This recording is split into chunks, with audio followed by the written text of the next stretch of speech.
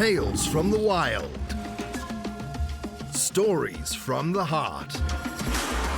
A journey into the mind and soul of fired-up business professionals where they share their vision for the future. And hear from a different non-profit organization every month as they create awareness of their goals and their needs. Dive into a world of untamed passion as we join our host, Shireen Buerta, for this month's episode of Friends from Wild Places. Estrella, I really appreciate it. If our listeners are interested in, I guess, is it like putting one together for themselves, how do they go about that? For example, like, is it something that they contact you directly, or, what does that look like to put it in action? Well, I'm so excited to say that our beta version just went live yesterday. So right now you can go to lastfarewells.com and create an account. And there may be some bugs, but for the most part, I've tested it and have had some people test it as well. So right now we're just gathering feedback. So you can go to the site. There's a free account. There's also an option for a premium version, which is still very accessible. No subscriptions. I'm trying to keep it one-time fee because I really don't want to alienate all these generations of people who I don't know when I'm going to pass away. I don't want to pay I don't even want to pay 10 cents a year because I don't know when I'm going to pass away. So yeah, it's just one-time fee or the free account. But yeah, people can actually just go to lastfarewells.com and try it out. And please email me your thoughts, comment, send me a voice note. It's something I just want to gather as much feedback as I can. Yeah. And I love your shirt. Can we support you on your shirt? Is that for, can people get one? I like that. I mean, your phone number, website.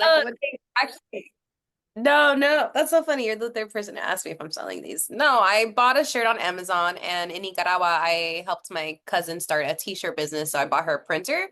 So when I go back to Nicaragua, I bring her the shirt I want, and I'm like, hey, can you put this logo on it? And she did, and it came out so good. It's a crop top too.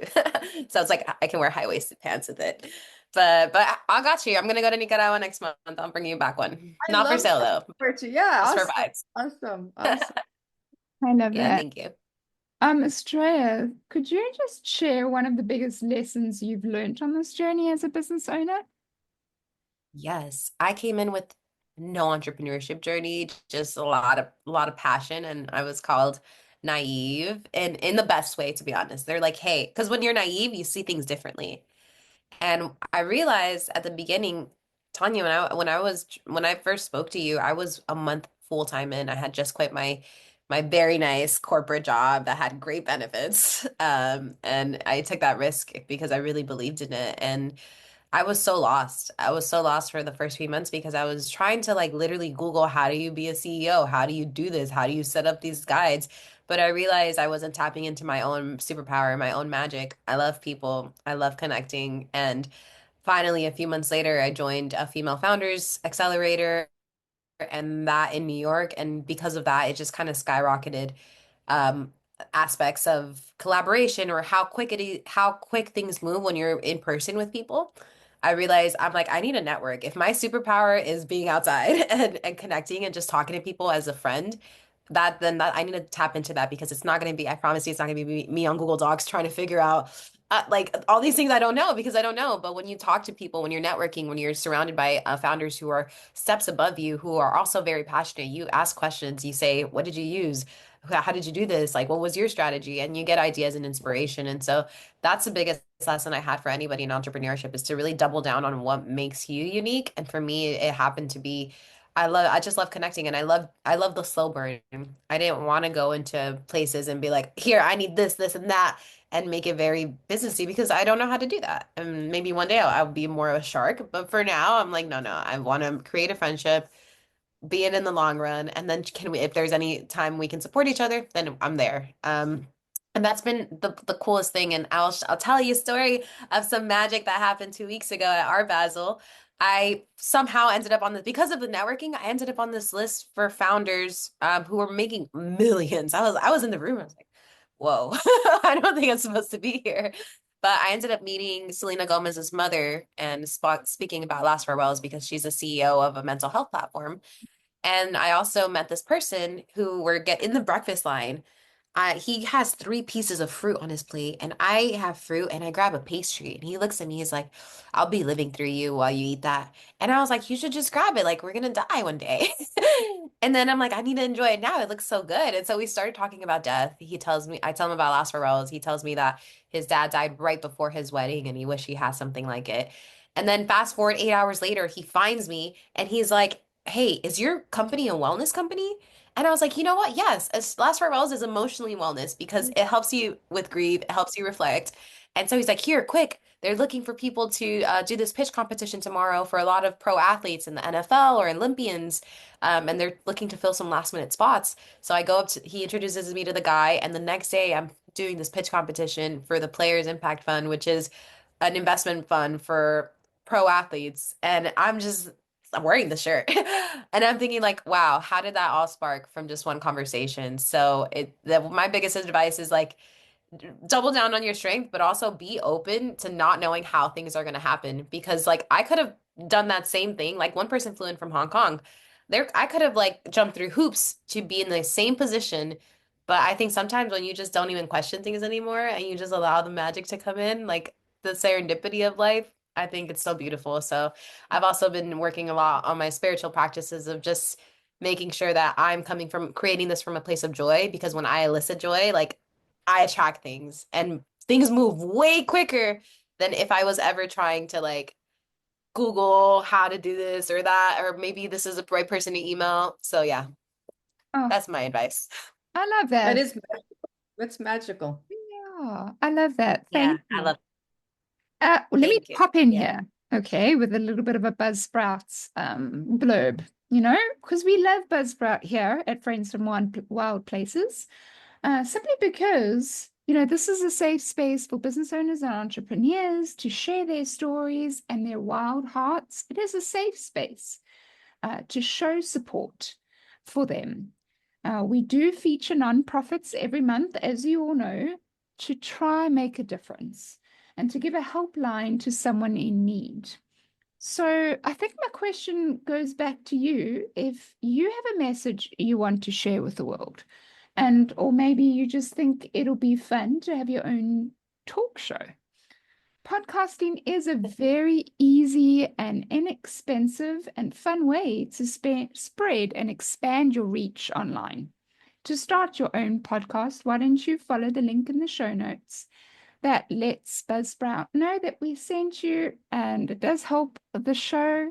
But most importantly, the team at Buzzsprout is passionate about helping you succeed. So go down to Buzzsprout and start your podcast today. All right, Estrella, let's get back with you. One of the things that I wanted to find out from you is what are some of the ways, and you touched on it now. You said you spend some spiritual time just getting yourself in the right space so that you can attract the right attention. So I'm going to ask you right now, can you elaborate and tell us and share with us ways that you refill your tank to stay motivated? Yeah, absolutely. So I'll tell you the personal and the professional ways. Professional, I was non-technical, so I was really hard because I'm trying to learn all these systems and trying to learn how to net do these things correctly. And I realize when I see the impact I make, it just, oh my God, it fills the tank 1,000%. And one example is in the process of testing for Last Farewells, we got connected to a person who was 38 with terminal cancer out of nowhere from like April to now, like they got diagnosed and now they're navigating right this ending. And I could have sent them the virtual link, the beta link. I could have said, hey, yeah, here's our testing link. But I felt called. So I was like, no, I need to see them. And so I flew to Texas and I created this experience for them. And it was almost like a celebration in life experience. So I got their favorite breakfast foods. We talked for an hour. I brought cacao. We did a meditation. And then I helped them ground and we created their last messages. And he created a video for his 13-year-old son to watch at his future wedding, a video for his wife on her birthday and the anniversary. And we just created all these messages and try to make it a bit more not as joyful, but a bit more like lighthearted. He put on his suit, he got a candle, like we made it a bit more exciting. And then I got his favorite cake and we ended it like a birthday party. I got his favorite music playing, and then I had the NASA space. I was able to get the NASA Space Center to sponsor his bucket list item of seeing a space launch through Wow. my connections in the travel industry. And so that was all serendipitous. It was all so last minute. But seeing that experience, and they were so grateful. I did it, I paid out of pocket. But they allowed me to take the content. So now I'm gonna put it into this like TikTok style storytelling of like flying here and doing this and meet these people, right? But doing that just, oh my gosh, it was so uplifting because like I see the future. I can't like I want to create those moments where one, somebody already going through such a sad place and like I was all constantly around people crying. I told them, I was like, you're not gonna see me cry. I'm gonna bring you energy. I'm gonna bring you what I have for at least this moment. And I think that really just kind of like fuels me up. So I want to do more of those experiences and ideally get life insurance or like other companies to sponsor them because they really fill my tank professionally. It's kind of just helping create. Even last month, I went to Nicaragua and my grandma recorded a last video message for me to play at my future wedding because she's 93 and I don't know when I'm gonna get married. And I took her to the exact place I want to get married at, in Nicaragua, and she recorded it there. So those little things, like, is actually seeing the process of people create a last message, and it's just so fulfilling to me professionally. Personally, oh my gosh. Hey, I realized I may call it chaos. I'm embracing the word chaos. I am totally chaotic and I love it. I love the way my mind works. And I just love having fun. And I've created just such I've decided to just create so many more fun moments in my life. Even right here, there's a street where there's a whole salsa street. I now just go out and dance randomly for 20 minutes. If I'm feeling down, like, let me just go to the salsa bar. Let me just dance a little bit. So personally, like movement, the dancing, but also just the real randomness of life. Like I was gonna give my friends a tour of this street, and I mean, I could have, I have to show y'all this. It's random, but just like, hey guys, I'm gonna give you a tour of this street, but I made a poster. Okay, like Estrella Quiroz Miami Magic Tour, and I Oh, printed it like tour guides do, and I held it up on Calle and I was like, "All right, everybody, we're gonna have the best tour ever." And so those are little things I don't have to do, but they put me in a state of like they helped me tap into my creativity. This took like 30 minutes. CVS did same day printing. It was nothing in a way, but it was everything because it just adds to the joy. So I think I've really realized my magic of like, you know what, you can turn any moment and make it magic. And that's the theme of what the next year is going to be, which is this says magic on it. And it's kind of like not just waiting for it to happen, but how do you create more of it? And then that itself puts me in a state of joy where I talk about last farewells and then I get connected to people that want to help me move it forward or up or something happens. And so yeah, that's how I find personal joy. Sometimes you make it yourself and it's so fun. wow. That's so straight. Walk me through the process of creating that poster. What is it actually? Is it a picture? Like what? I mean, I see it, but how did you do it? Yeah, so this I made on Canva. So okay, so yeah, I love this. So I'm not, I'm savvy. I'm resourceful. Um, I'm not an artist. But what I did was I went to ChatGPT and I asked ChatGPT to make me an image of Calle Ocho, which is Shireen and Sis Street here in Miami, and it's 8th Street, but there's Brewsters and people old Cubans playing dominoes and salsa bars, and it's almost like a little part of Cuba in Miami, but it's so fun and I live near it and it's just my favorite street in Miami. So I love walking people through it. So yeah, so I asked ChatGPT, make this image. And then I love the image they created. So I put it on Canva and I have a Canva premium. So I was able to stretch the image. And then I just added my own letters and myself here, Cayocho. And then I went to the dollar store and I found this little paddle and then CVS did same day printing for $7. So this was a sticker poster. I put it on a piece of foam board and I put this little paddle. And like I said, the process probably took me an hour. Like it was a lot quicker than one would think. I didn't put in too much more effort. It was a Saturday morning too. I was like, yeah, this is how I choose to do my Saturday. But my friends they had such a blast. Oh, And I even created little agreements. I'm like, you're signing that you're gonna be open-hearted today. You're gonna have time for some magic. You're gonna compliment one stranger. This tour is free, but you gotta compliment someone.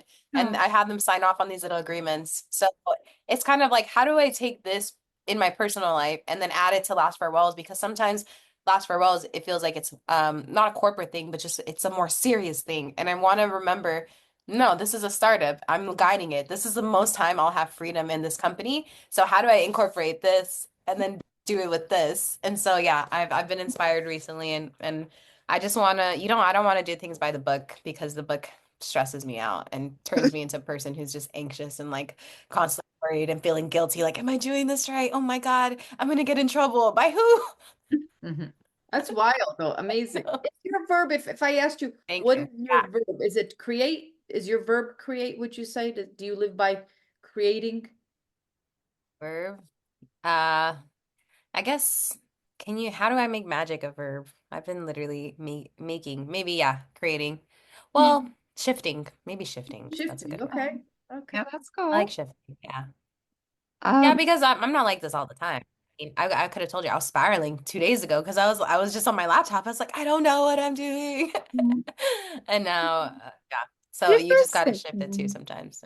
My gosh, Australia. I think just you being on the show today, you're doing something by just sharing your story because you're touching my heart in the sense of I have very similar traits as you. I do like to serve the community, and a while back, I haven't done it for a while, and you're making me just remind me that I actually should get back into it because that's what makes me happy, um, and makes other people happy, and I get to spread love and joy. But I used to do like little weird fundraising things where I dress myself in an inflatable costume, whether it be a unicorn or Oh my gosh.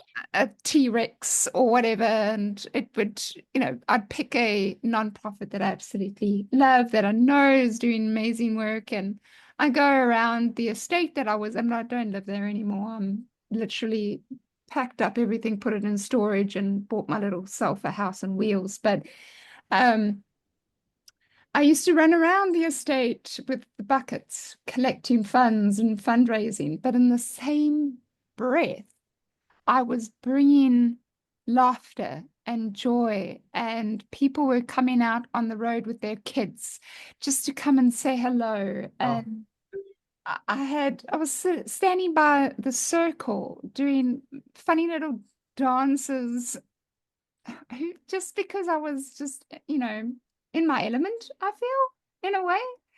oh And yeah. I could see, I could see that there was um, oh man, what do you call the first responders?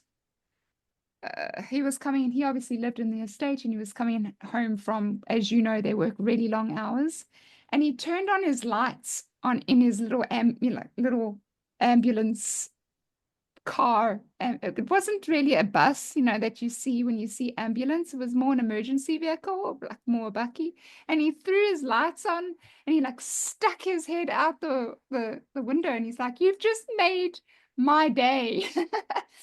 Oh my And God. yeah, he does a lot of, I mean, it's hard work to be an emergency first responder and a paramedic. So that's what he was, paramedic. And so I haven't done it for a long time, Australia. I haven't been doing that. And I've been very serious running a business and being enveloped in the seriousness of being a business owner and running a business and the stresses of having to try and grow and get more clients, and uh, financial struggles comes with that, and the burdens that come with all of that. It has really taken strain, and Tanya knows. And that includes a whole lot of family stuff as well. That's on over and above that. And I haven't done any of those things, and nothing for, I think this is the second year where I haven't done it. And you've just Wow. inspired me because it's reminding me, Shireen, that's what you do. That's exactly what you find joy in doing, and bringing smiles on other people's faces and attracting those kind of energies towards you. So Oh thank my you, God. Australia. That was because of you, and I really got to try Oh, and put that into place again. I don't know how, yeah. living out of a vehicle, I don't know how. I don't know how. Living Um, in and out of my parents' house, there's lots of movement going on. Not sure how long there yeah. might be downsizing to a retirement place. So there's lots happening in this little world of mine. So I have to try and figure out how I'm going to do that. So I'm sorry I went off on a tangent, but thank you, Estrella. That No, don't no. Thank you for sharing. And honestly, like something I've learned also in this journey is, well, I'm very big on the masculine and feminine energies within us, and I want to lead more with my feminine energy. And the feminine energy is that play, the nurture, the joy. And a lot of the times, business puts us in that masculine energy where we have to lead and we have to like, find and create like and all these things. But I've realized, gosh, I've had some amazing business deals happen because I was in my feminine. And even just last week, I went to get a freaking cup of coffee at the place. They were having an event with cops, coffee with a cop. I've been scared of cops because my dad was arrested. I've always been scared of authority. I've never liked talking to cops. And I was like, no, today I'm gonna challenge myself. And I went up there and I was like, oh, how did you get inspired by this? Are you guys always on edge? And whatever. I ended up becoming best friends with the chief of police officer. And he's like, yeah, here, whatever you need. He gives me his business card. I'm telling him about Las Farrells. And then we're just so funny. We take a group picture. We're just having so much fun. I forget how Last Farewells could be incorporated with cops. And he's like, oh, in my line of work, they're constantly risking their lives. We don't like to think about this, but this is very interesting. And then totally remembered, oh yeah, Last Farewells could help you guys. But I think when you do things with no expectation, because you just want to. I want to surround myself with people who do things just to do things. Like you don't have to. You don't have to dress up. You don't have to do any of that. But I love when people do things just to do things. Those are my favorite type of people. But also like it's also a business needle mover because then I got the chief police officer. I even emailed him a proposal to do an activation for new cops and how last for a while I could come in and prepare their new officers while they're in training. And imagine how many other steps would I have to take? I would have to go onto the website, email the secretary, send this proposal, try how many steps would I have to take to actually get to the chief? Rather than when I came to a coffee cop, I decided to get out of my comfort zone, have a conversation with these cops that I didn't necessarily want to have, end up leaving laughing like all buddy buddy, taking selfies with the chief, and everybody's like, yeah, I even like, yeah, I adopted a cop today, and you're my cop. He's like, yeah, you picked the right one. Oh, Anyways, that it's was a business mover, but just in a different way, in a way that's not necessarily formal or natural. But I promise you, it's going to move me light years ahead than me trying to be here on my laptop, miserable, thinking like, all right, chief of police, what's his name? I don't know. So yeah, I mean, I really hope that you find a way. And sometimes it's not even about like trying to figure out the how. It's just like, even if it's as simple as you going to a coffee shop and putting on your inflatable costume and just people asking you, coming up to you and asking questions. And then you have these conversations that are so enlightening, and it only just takes one person, right, to move things. Like those people could become future clients. They could recommend you in the future. But the point is like you don't do things with the expectation of the outcome yeah. of like, oh yeah, I'm gonna do this and expect to get. But no, you're doing it because you know what? Hell yeah, I need to have fun. Life has been so stressful. Life has been potentially shitty, right? But like, what am I gonna do for myself? Because that's sometimes being selfish is sometimes the most. I do a lot of selfish things. They look selfless, they're not.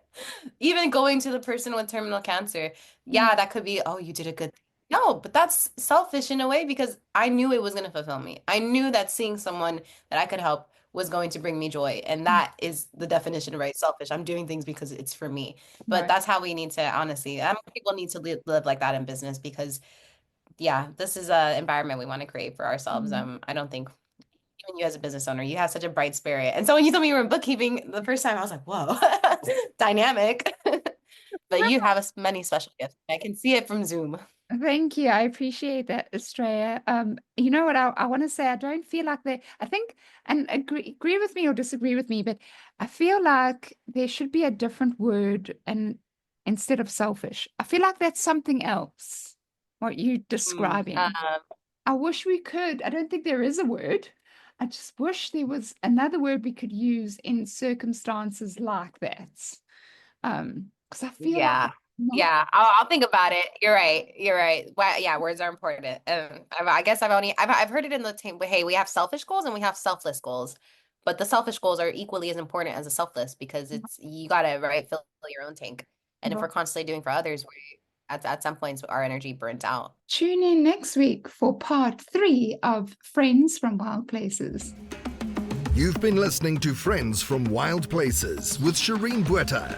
Be sure to subscribe to the podcast from the links to catch every episode and unleash your passion.